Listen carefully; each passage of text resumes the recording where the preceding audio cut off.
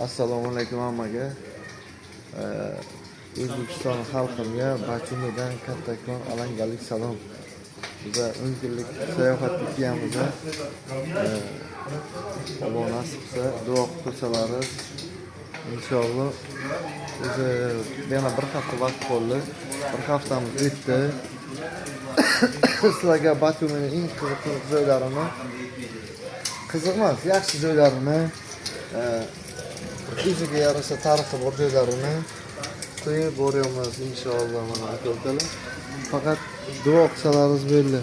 Boshqa hech narsa so'ramayman. Faqat duo qilinglar, layklarni urib, podpiska qilib. Layk bu meni ishlashimga motivatsiya beradi. Bu yerda boshqa narsa yo'q.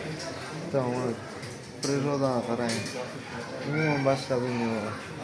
Restoranga kelganmiz, o'zi obedlik qilishga, xudo xolasa atrofni ko'p slishkim chiroyli, slishkim. Endi bizani interesda bular yaxshi yo'q kelgan.